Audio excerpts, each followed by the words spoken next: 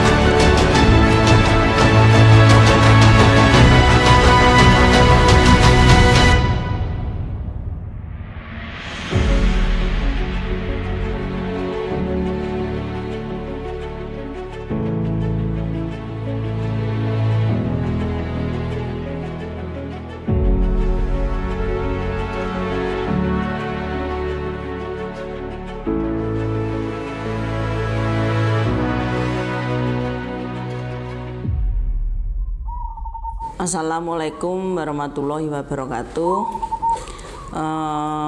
Mungkin dalam kesempatan ini saya akan menerangkan kawasan yang dinamakan bentuk sebuah keraton itu apa saja yang menjadi ketentuan atau menjadi layoutnya yang itu berdasarkan keraton yang ada di Jawa. Nah, itu mulai sebetulnya dari Gladak. Jadi itu ada, walaupun hanya ada Kupolo II, terus ada seperti bangunan gapura itu namanya Gapuro Gladak. Nah, Gladak itu sendiri sebetulnya kalau kita bicara masalah bangunan layout keraton itu adalah sebuah perjalanan hidup manusia dari mulai untuk bisa mengendalikan hawa nafsu sebagai nafsu manusia yang juga digambarkan nafsu binatang, sampai kita harus kembali kepada Sang Khalik itu. Jadi Gladak itu menggambarkan di situ dulu untuk menyembelih untuk hewan-hewan buruan. Nah, dulu itu kan ditaruh di satu gerobak gitu, ditarik, bunyinya gledak gitu. Jadi di situ Gladak. Tapi makna filosofinya sendiri bahwa dalam perjalanan hidup manusia untuk supaya selamat sampai kita kembali kepada pencipta, itu harus pertama menghilangkan nafsu duniawi yang digambarkan adalah nafsu binatang itu tadi, Gladak itu. Nah, untuk menapaki kehidupan kembali kepada Sang Pencipta itu sangatlah berbahaya. Di situ digambarkan ada Reca Gupolo yang Yaksodewa itu, di situ ada dua, yang dimana ini penggambaran satu raksasa yang kalau dalam kehidupan itu pasti ini satu rintangan atau satu bahaya yang pasti akan dihadapi. Jadi memang hidup di dunia, perjalanan untuk kembali sana itu memang sangatlah banyak rintangan, banyak bahayanya. Itu Gladak. Terus ke ujung dari Gladak itu namanya Pamuraan.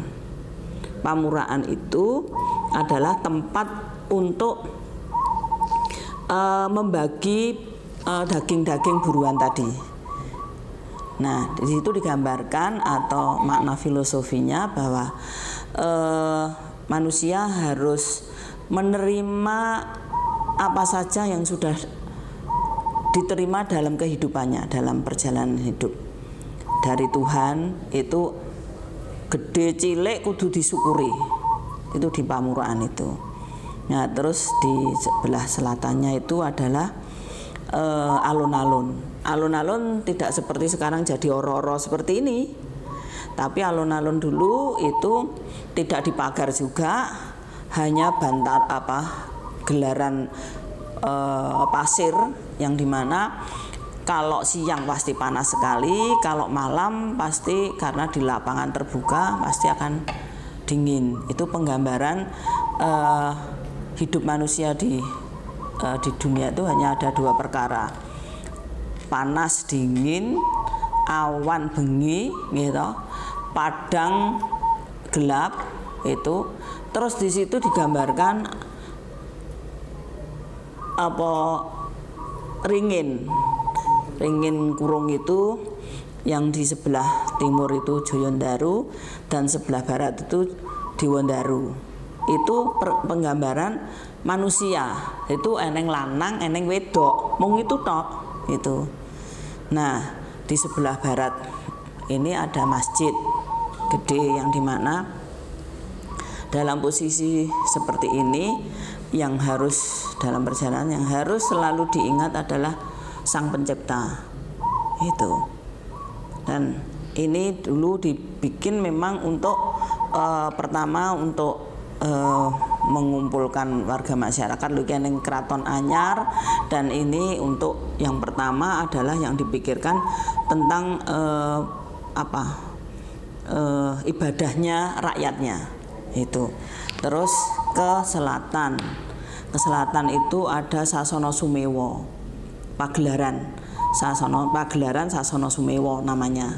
Itu dulu jadi seperti ini kan Pakubono ke-10 disesuaikan dengan pembangunannya itu pas beliau ulang tahun ke-48. Jadi tiangnya itu jumlahnya juga 48. Dingladak tadi cungkup-cungkupnya yang kayak melati itu di Gapuro itu kan lincip-lincipnya gitu juga 48. Jadi itu pembangunan zaman Pakubono ke-10 itu baik ngeladak jadi seperti itu wajahnya, sama di Pagelaran Sasono Sumewo itu untuk mengundangkan semua undang-undang dari negara, dari keraton. Dalam arti di sini keraton. Jadi di situ yang ada di situ adalah putra mahkota kalau ada, sama pepatih dalem. Nah, sinuwun untuk menetapkan gedok anunya itu di Setihinggil. Tapi di sini ini adalah untuk dewannya, jadi DPR RI-nya itu untuk bersidang mengesahkan satu undang-undang. Dalam posisi seperti ini yang harus dalam perjalanan yang harus selalu diingat adalah Sang Pencipta itu. Dan ini dulu dibikin memang untuk pertama untuk mengumpulkan warga masyarakat Lukeneng Keraton Anyar, dan ini untuk yang pertama adalah yang dipikirkan tentang ibadahnya rakyatnya itu. Terus ke selatan itu ada Sasono Sumewo, Pagelaran Sasono Sumewo namanya. Itu dulu jadi seperti ini kan Pakubono ke-10 disesuaikan dengan pembangunannya itu pas beliau ulang tahun ke-48. Jadi tiangnya itu jumlahnya juga 48. Dingladak tadi cungkup-cungkupnya yang kayak melati itu di tugu-tugu apa seperti apa? Kalau kita masuk namanya apa tuh? Tugu masuk kampung itu apa namanya? Gapura. Itu kan lincip-lincipnya gitu juga 48. Jadi itu pembangunan zaman Pakubono ke-10 itu baik ngeladak jadi seperti itu wajahnya, sama di pagelaran Sumewa itu untuk mengundangkan semua undang-undang dari negara, dari keraton. Dalam arti di sini keraton. Jadi di situ yang ada di situ adalah putra mahkota kalau ada, sama pepatih dalem. Nah, sinuwun untuk menetapkan gedok anunya itu di Setihinggil. Tapi di sini ini adalah untuk dewannya, jadi DPR RI-nya itu untuk bersidang mengesahkan satu undang-undang. Terus ada trap, ada pintu itu namanya pintu mijil, walaupun hanya berupa pintu, tapi itu ada makna filosofinya bahwa dari Sasono Sumewa kita naik ke Setihinggil melalui pintu Wijil tadi. Wijil itu lahir. Jadi dari tanah yang tinggi tadi lahir satu undang-undang. Itu dari Sinuwun bersama pejabat tingginya, kabinetnya itu di situ. Nah di situ juga untuk mendeklar siapa pengganti Sinuwun, jadi suksesi itu di situ. Itu. Terus itu namanya Bangsal Pangrawit dengan namanya Bangsal Witono. Itu. Di belakang Bangsal Witono itu ada penjenengan, kalau lihat dari sini ada tembok, hanya tembok penyekat itu. Walaupun itu hanya tembok, itu namanya Kori Mangu. Nah, dari perjalanan manusia dari kalau secara kegunaannya keraton itu tadi untuk DPR RI-nya, untuk mengundangkan Setinggil itu, Wijil itu, bahwa manusia sudah pada tingkat kedewasaan untuk melanjutkan perjalanan kembali kepada Pencipta.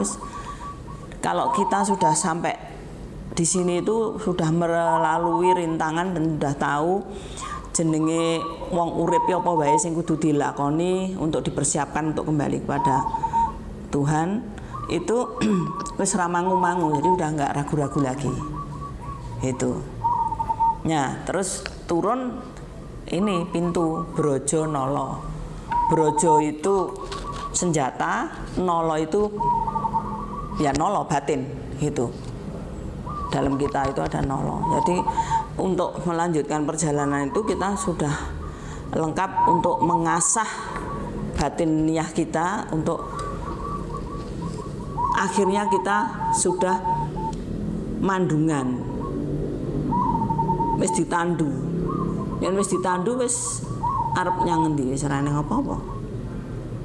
Itu. Nah, turunnya itu Kori Sri Manganti. Sri Manganti di sini kalau secara lahiriah untuk Sinuwun itu menunggu tamu negara itu di situ. Yang di Mandungan tadi adalah kalau ada pangeran patinya, pangeran pati atau pepatih dalem. Gitu. Nah, di situ bentuknya itu namanya Sermar Tinandu. Itu filosofinya gambaran ibu dan boponya itu adalah Panggung Sanggabuana. Kalau panjenengan masuk ke pintu Sri Manganti, di sini ada lambang perempuan, di sini ada lambang laki-laki, lingga dan yoni anunya itu. Jadi bahwa manusia, kalau kita balik nanti ke perjalanan ini ya, terus sampai ke pelataran. Itu isinya kan pasir. Nggak boleh di pelataran itu ada ditanami rumput, nggak boleh. Itu ada perlambang filosofinya. Adalah itu gumelaring jagat raya. Kita hidup di alam dunia ini. Terus setelah itu di pendopo paling depan itu adanya Maligi. Maligi itu bahwa kita sudah di hadapan Sang Khalik yang menciptakan kita. Di mana Sasono Sewoko. Sasono itu tempat, Sewoko itu pasewakan untuk menghadap pada mana? Pada Tuhan, pada Allah, kembali kepada Sang Pencipta. Itu sudah dipasewakannya di sana kan lambang ketuhanannya itu Sasono Sewoko itu ada bintang, bulan dan matahari di sana. Setiap tiang itu, terus reliefnya itu sendiri juga filosofinya begitu, dari mulai embrio. Jadi sekarang kalau embrio ini malah kalau kita lihat itu seperti apa? Seperti virus COVID ini loh, modelnya itu embrio. Jadi manusia itu dari embrio itu terus tumbuh, terus kita kembali kepada Allah. Paling atas gambaran bintang, matahari dan bulan itu tadi. Nah, kalau kita balik bahwa manusia itu berasal dari Tuhan. Itu lumantar mana? Bopo Biyung tadi, Sri Manganti tadi, Semartinan tadi, gambaran perempuan dan ini. Orang kalau mau meninggal pasti yang disebut mesti Bopo Biyung. Itu. Jadi asal mula dari manusia saya ini kan mesti lantarannya kan Bopo Biyung munggah sampai kepada Tuhan. Ini perjalanan yang digambarkan dalam satu bentuk keraton ini dari tahapan-tahapan sampai kepada kesempurnaan. Nah, terus ke selatannya itu di sana ada Kori Sri Manganti Kidul, terus ada Kori Gadung Melati, terus ada alun-alun selatan itu Awang Uwung. Jadi kita sudah pada alam kelanggengan. Perjalanannya seperti itu. Ini yang bisa saya sampaikan. Mungkin lain kali juga masih ada yang bisa saya sampaikan, yang terpendam di dalam Keraton Surakarta ini yang mungkin masih relevan dan masih dipergunakan atau masih berguna untuk masyarakat sekarang dan ke depan. Terima kasih. Wassalamualaikum warahmatullahi wabarakatuh.